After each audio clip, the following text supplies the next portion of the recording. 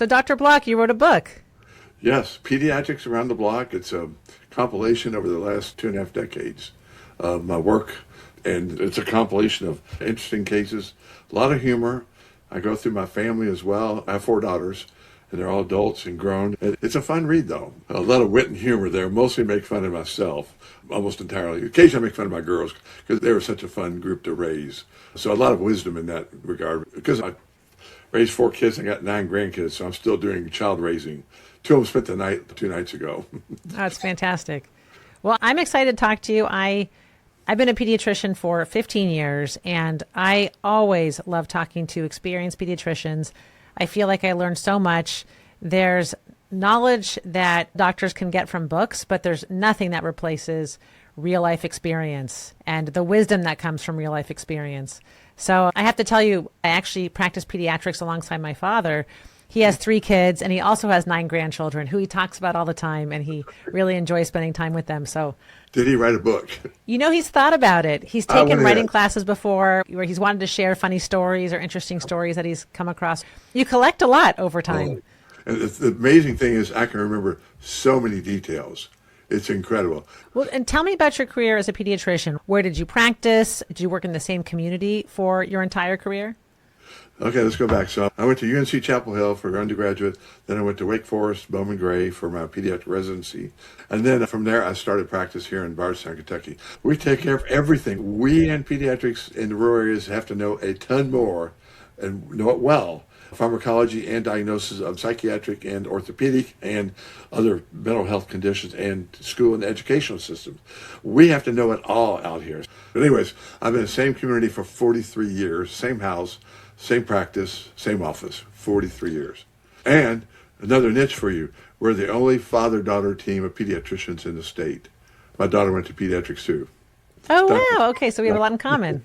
And I'll tell you the truth as I tell all my patients. She's much prettier and smarter than I am, but I have more experience. You have more experience and you have wisdom.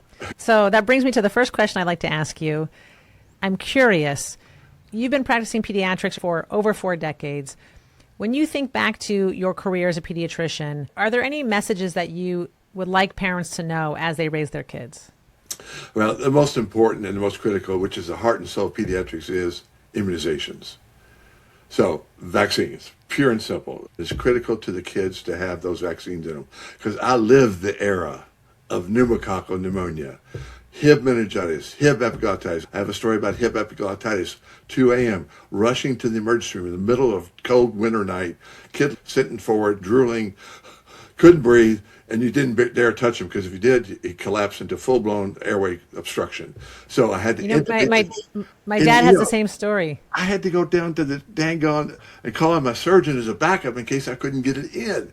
So he's fortunate I got it in, and then therefore saved his life. Because if we had sent him down the road, he wouldn't have made it. He'd have died on me. And remember, Hib germ, Hib bacteria, Haemophilus influenza type B, occurs in 1 in 200 kids. Then you go to pneumococcal pneumonia. Again, about 1 in 100 kids that are healthy and unvaccinated will get pneumococcal pneumonia. So the interesting thing is, at the same time I'm doing this regular practice, we started getting involved with major research. So we became the largest pediatric research outpatient group in the USA in the last 15 years. In this little podunk rural community of 14,000, counties 44,000. Our main industry is agriculture. Second industry is bourbon whiskey. We're the bourbon whiskey capital of the world. We were considered the most beautiful small town in America by USA Today about 10 years ago. It's in one of their articles. By the way, my dad shares a lot of stories with me, and he told me that the scariest time he ever can remember working as a pediatrician in the outpatient setting was a child who presented with Hib, who had Haemophilus influenza type B, came in drooling, sitting in the tripod position. Yep. So it's very, very scary. And he reminds me how lucky I am to practice in an era where there are vaccinations. Hib is about 100% effective. And there's nothing in the world like it, except for maybe polio. It's interesting because a lot of people will come to me and say, gosh, there are so many more vaccines than there used to be. And I say, this is true. There are more vaccinations. But on the flip side, there are many fewer illnesses that we see. There are many fewer sick kids.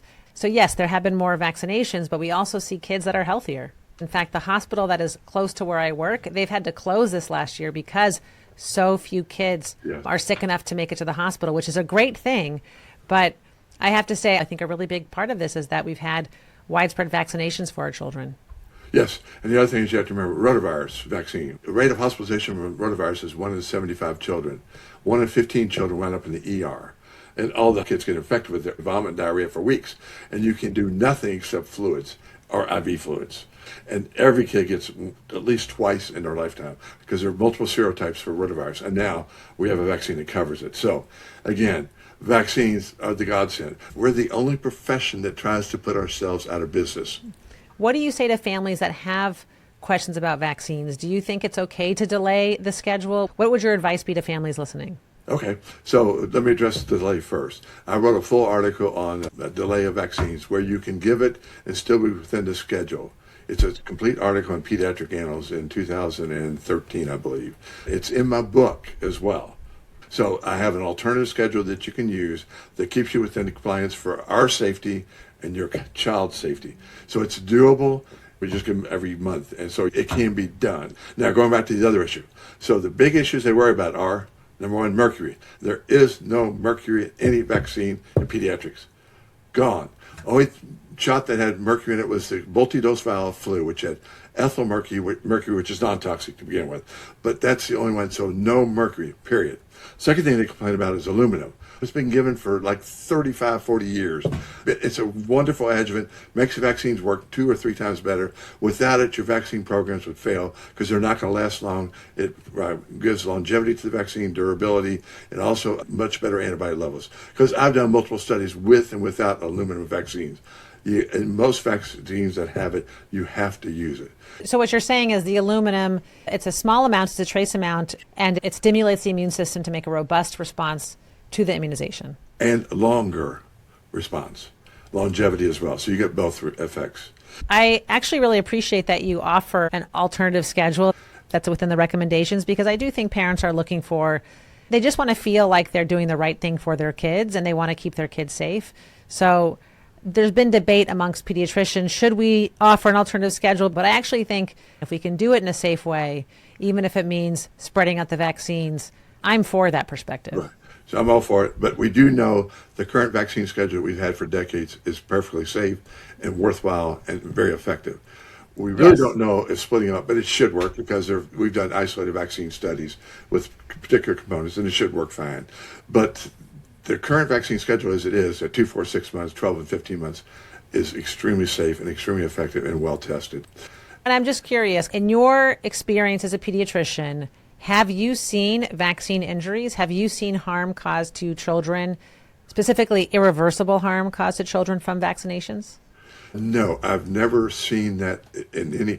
The only time I've ever heard of vaccine injury was an adult who got the Tdap, and he had some Guillain-Barré and permanent disability from it.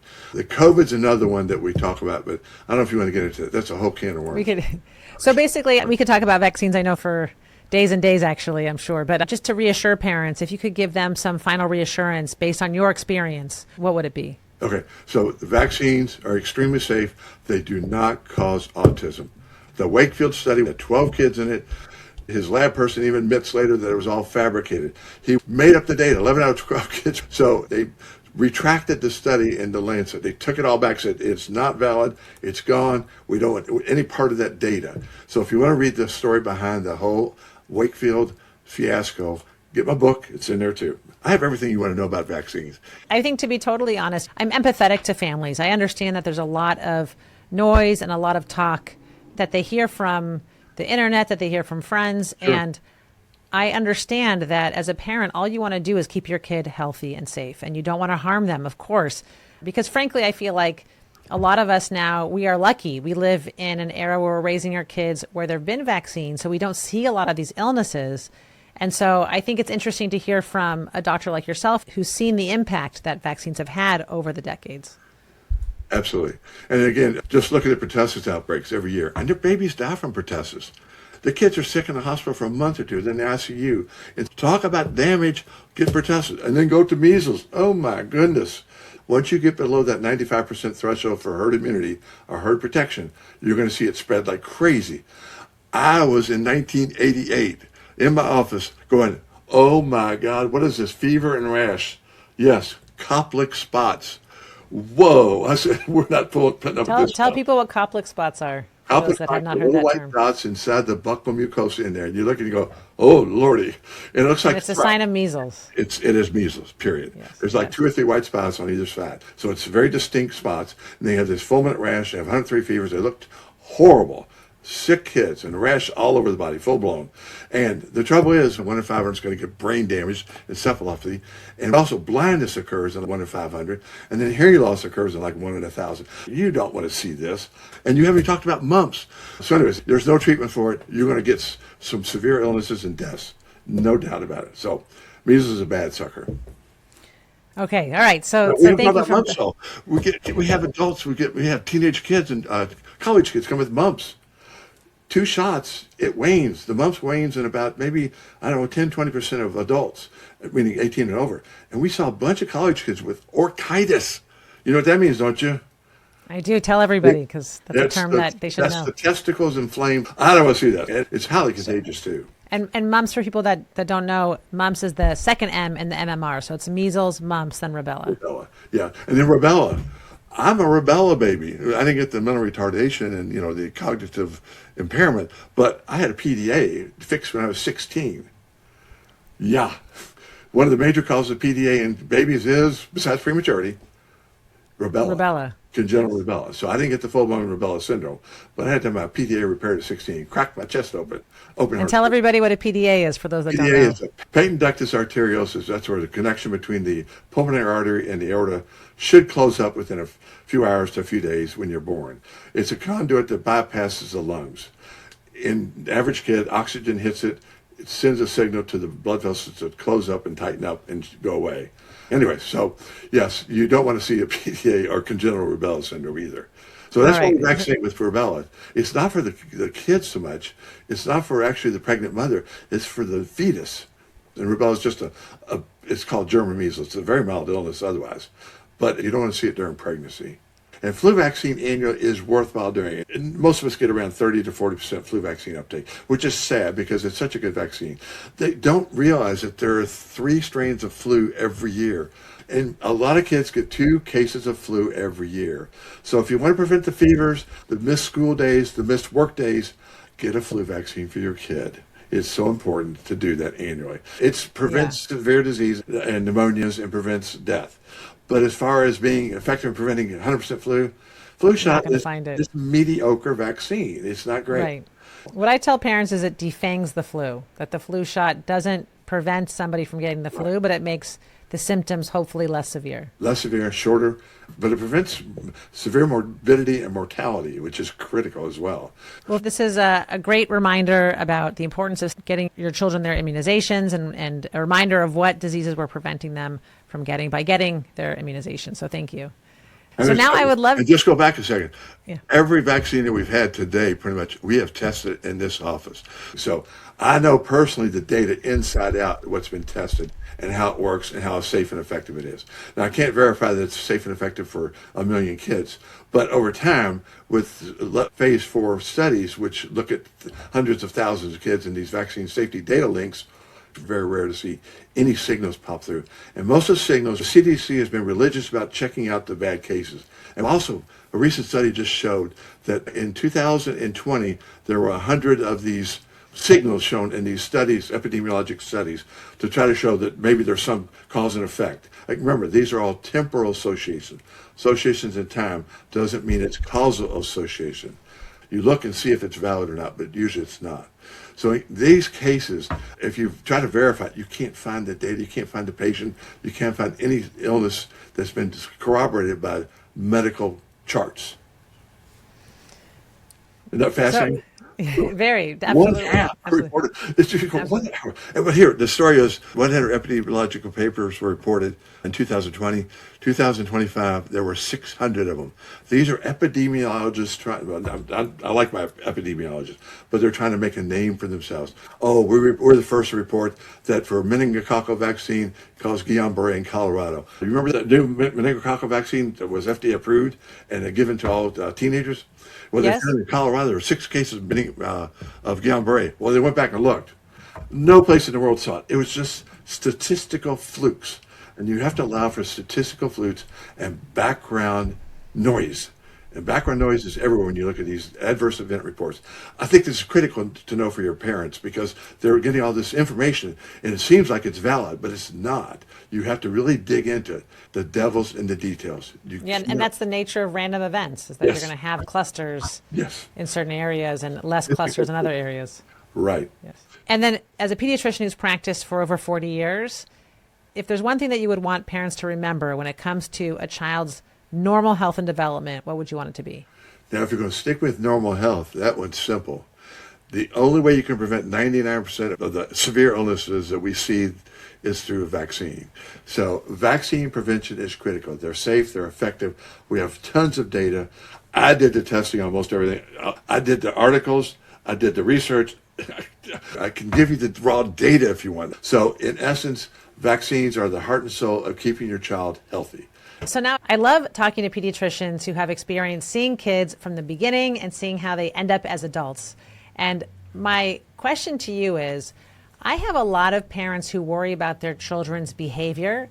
Specifically, I want to say young boys that have a lot of trouble sitting still. They have a lot of trouble paying attention at school. They move around a lot. And there is also an increase in kids being diagnosed for conditions like ADHD, which of course is a real condition, but we're seeing that diagnosis really skyrocket. A lot of parents are worried that there's something wrong with their children when they can't sit still, when they move around a lot, when they don't always behave perfectly. So do you have any thoughts on this topic? What is your advice to families where the parents have some behavioral concerns? When should they worry? How can they think about it?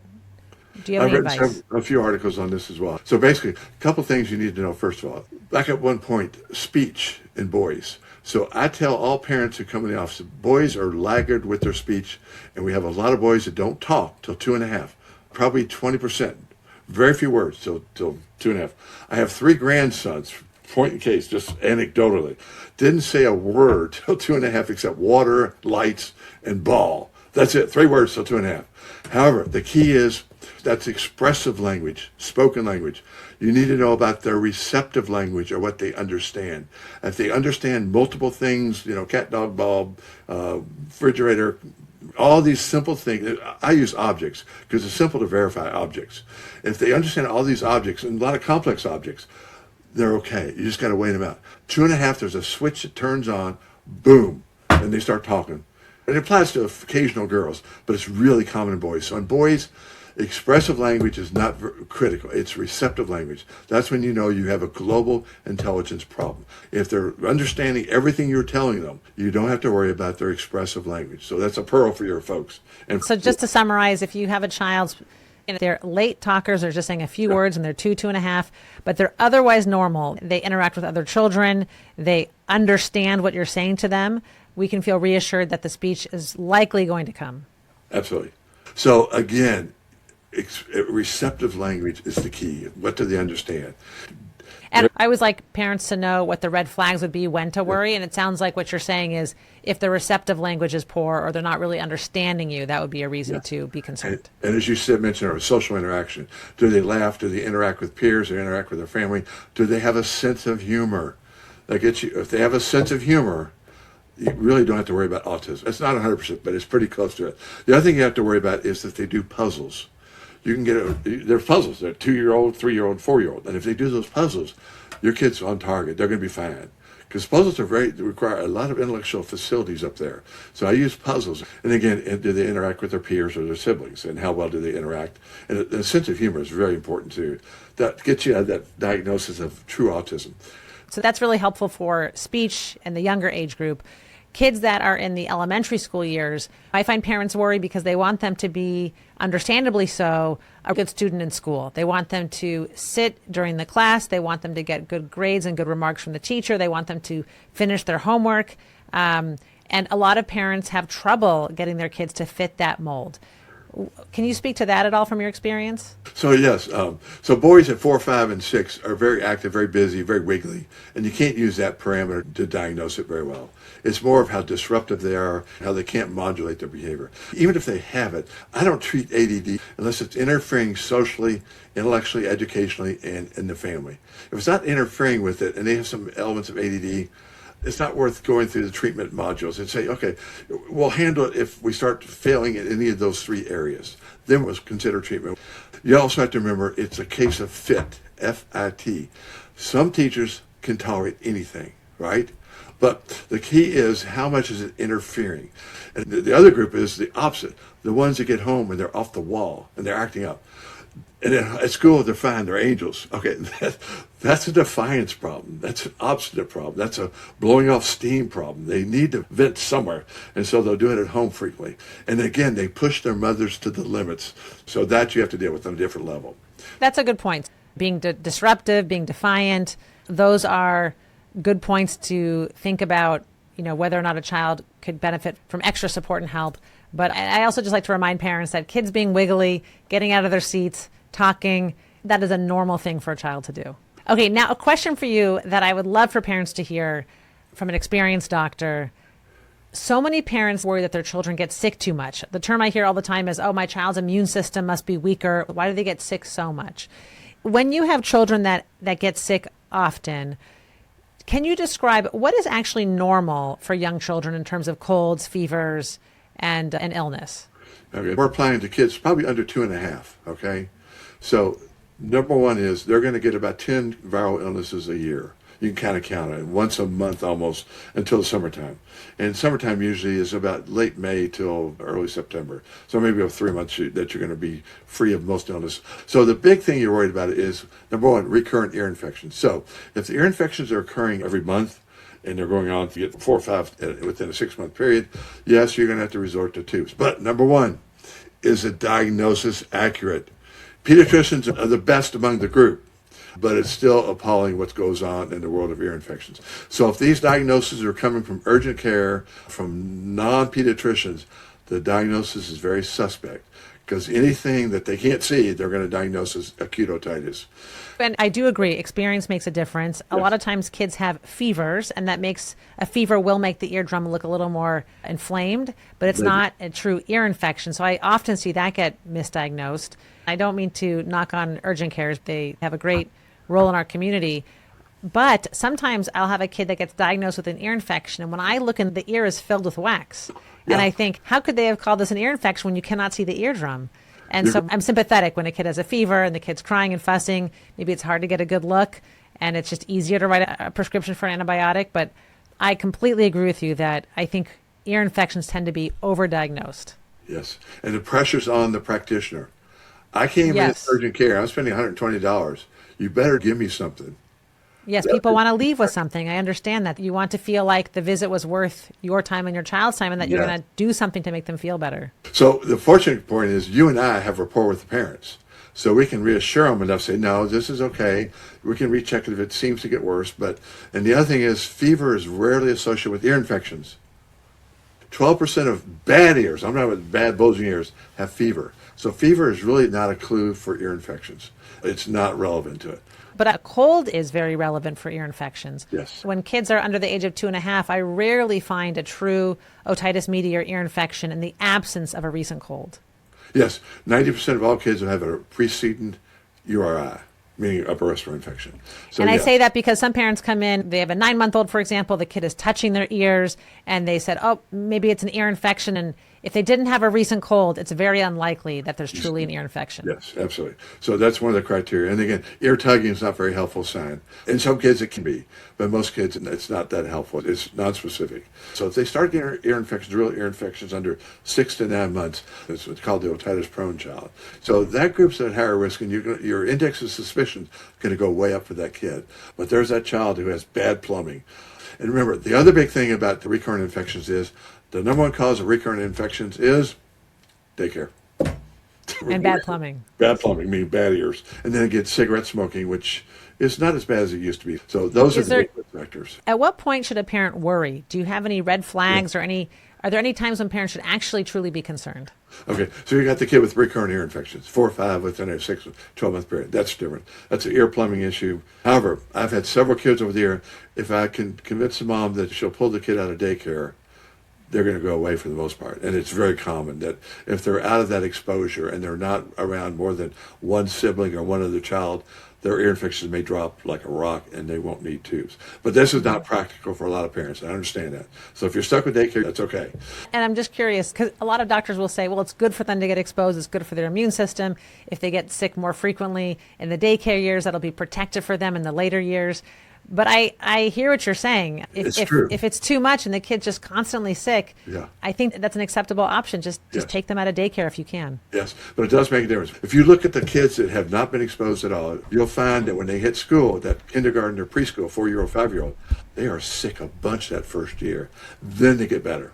But you're going to pay the piper one time or another. The difference is when you pay the piper when they're little, it's bad illnesses. It's ear infections, occasional pneumonias, and other more severe like rotavirus viral infections too. So it's more severe. You're saying it's harder on the smaller bodies, have smaller airways, smaller ear tubes, that when they get sick, it can be harder on younger children. Yes. If you look at the rotavirus, when they're little, 15, 21 days. If they get it when they're older, it's 2 or 3 day illness. So yes, the immune system and your airways and your GI tract handle it much better the older you are. But again, you'll pay the price eventually. It is true. On little babies, some of those illnesses can really wreak havoc on their systems. Yes. And then go back to your recurrent infection. Now, if they're getting recurrent pneumonias or recurrent bacteremias, that's the red flag for you. And the child with recurrent high fevers, the FAPA syndrome, that's Yes. periodic fever, aphthous ulcers, pharyngitis, and adenitis. So anyways, that's called FAPA syndrome. Discovered. Just to translate for people listening who might not have, aphthous ulcers means canker sore. Yes, the little blisters you see inside the mouth, exactly. So anyways, so that's different. So that child with recurrent 103 fevers every 3 to 4 weeks, that's a red flag. That child needs to be evaluated. Different red flag. Recurrent pneumonias, recurrent bacteremia. Bacteremia is high fever, high white count, looking sick, not acting very well. That group too is again at risk for having some kind of immune deficiency. But recurrent ear infections that are mild, no way. Recurrent URIs, no way. It's just not worth the effort. And again, Yes. persistent coughs, you got to watch out for it too, because it's occasionally that little subtle sign that something else is going on that you need to look for carefully. A lot of them have these low-grade pneumonias, and then you got to possibly get a chest X-ray if your exam doesn't reveal the crackles and rowels that we hear with our stethoscope. And sometimes I'll find with kids with chronic coughs, even if it's not recurrent pneumonias, Yes. sometimes kids that are coughing all the time, you find out maybe it's allergies, maybe there's asthma, Yes. and there's things that we can do for them to make them feel better. Absolutely. So I agree. Persistent coughs are definitely something to bring up to your pediatrician. Now, I'd love to ask you about fevers, because fevers are a really common concern that parents have. Just to reassure families, what are your thoughts on fever? What good are fevers doing for our body? When should we be worried about fevers? And how do you tell parents to think about fevers in general? You can tell you're a practitioner. You've been doing a lot of this. Yes. Well, anyways, I'll reassure what you're doing is totally correct. So anyways, yeah, fever is the body's way of fighting off whatever infection it is in general. Sometimes it's autoimmune stuff like lupus or rheumatoid arthritis, but most of the time it's fighting off some virus. For me, I have to say I've rarely had fevers associated with a rheumatologic condition, but we see fevers all the time in kids where it makes parents so nervous, but they're just the body's normal way of fighting an infection. It gets the body hot internally. It's a natural, normal immune response. Absolutely. By far and away, most of the time. Right. And those with rheumatological diseases have other things as well. So there's always something else with those kids. The kid with just isolated fever and a runny nose, that's what you're asking about. So that kid, the thermostat's being reset to fight off whatever virus or bacteria is invading. 98% of the time, it's some virus. 2% of the time, it's going to be some bacteria. So that's what we have to watch out for, is that bad bacteria stuff. So in general, what I look for is the following. Give them acetaminophen or Tylenol, or you can give ibuprofen or Advil or Motrin. And once you give that, wait an hour and see how they look. Then if they still look bad, and if you're still worried, that's when you know you've got something you need to be dealing with that's different. So the key is, after an antipyretic, which means a fever medicine, Tylenol, Motrin is given, and they're still looking bad, they're still not responding, they're still not interactive, and this goes on after you've given them 2 hours after you've given the medicine, then your red flags go up. You say, okay, this is not what we expect. But if they're starting to drink, starting to eat a little bit, start to interact a bit more social, then you're probably okay. The exception will be the child with 104 or more fever. So that high fever stuff is a big red flag. In the old days, 5% of them had bacteremia and 1% had meningitis in my days. So it was a scary phenomenon back in the old days. Nowadays, as I can testify, several kids have been misdiagnosed at our tertiary care centers because they're too cavalier about it. And we're going, they got a 30,000 white count and 104 fever. You still think it's viral? You guys haven't seen the ugly stuff that we've seen. And UTIs as well. UTIs, especially in girls, are fairly common. And so that high fever and the child's still irritable and cranky, we need to check the urine as well. So there's other parameters, but the big one is that they act normal, not complaining with anything else, the cough's not horrendous, the urine doesn't seem to be bothering them. Those are all reassuring signs. But you want to know the big things aren't there, meaning pneumonia, meaning UTI, and bacteremia. And I even got asked this today. Their child has had a fever for a few days, and the mom said to me, how can you tell by looking at the child it's not bacterial? And I thought that was a great question because I'm looking at the child. The child had classic flu season symptoms, high fever, muscle aches, headaches, runny nose, cough, the symptoms of the flu. And she said, but how can you be sure it's not bacterial? Yes. And I think that is a reasonable question. Oh, absolutely. The key is that demeanor after you give an antipyretic. So Motrin or Tylenol. Does the fever come down some? Do they look like they're feeling better? Do they look interactive? Do they start want to drink and eat more? Just that social response. You can see it in their eyes. They're kind of perkier and starting to play more. That reassures you. And I'm curious, a lot of parents give Tylenol and ibuprofen at the same time. And I find that usually one is sufficient. You don't have to give both. But I feel like that's becoming more commonplace where people are giving both antipyretics together. In your experience, what do you recommend? Okay, so you're right. The fever's really not going to hurt them unless it gets above 106. That's number one. So you're not going to see that almost never in real practice. And I think this is a great point to remind parents that a fever is not going to hurt your child. And I like to remind parents that we're giving these medications not to make the fever go away, but we're giving them to make a child more comfortable. Would you agree with that? Precisely. 1 in 3.5, you definitely want to really watch vigilantly and probably contact your doctor. That's the kind of the cutoff where you go, this is getting a little out of hand. So anything 104, 105, I suggest go ahead and be seen.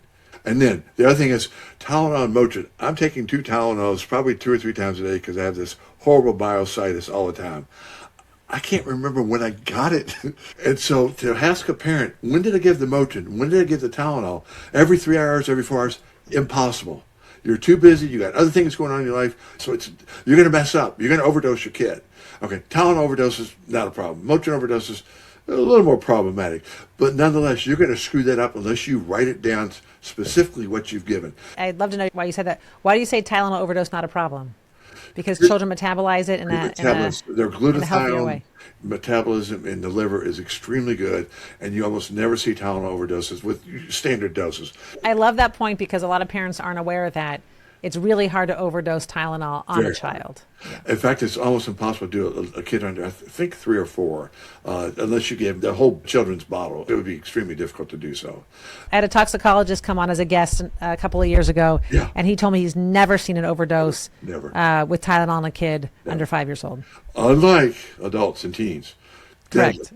Their glutathione is too insufficient to handle it. So therefore, they're at risk for major problems. So that's a different beast. Again, why bother though? Okay, here's my theory on this. So I say give ibuprofen to kids under age 3 generally, okay? Unless they're not drinking well or any signs of dehydration or not peeing well. Ibuprofen is nephrotoxic, so you have to be extremely careful. If they're not drinking, I always warn parents, if you use ibuprofen exclusively, you've got to make certain they're drinking some. Don't give, so a child comes in your office with vomiting diarrhea. I don't give them Motrin. Number 1, it's irritating for the stomach, vomiting. Number 2, if they're not drinking well, they're going to get kidney damage if they're not drinking enough to keep the kidneys flushed. So ibuprofen is kind of contraindicated in my book. And again, the other group of kids for ibuprofen or Motrin is kids who have kidney disease as well. So you don't want to give ibuprofen to kids with any kidney disorder, any kids who's at risk for dehydration. So just to summarize, when it comes to Tylenol and ibuprofen to treat fevers, if you give 2, it can be very complicated for parents, and that can be too much work. Simplify your life, stick with 1. Yes. Tylenol is preferred in the case of diarrhea and vomiting.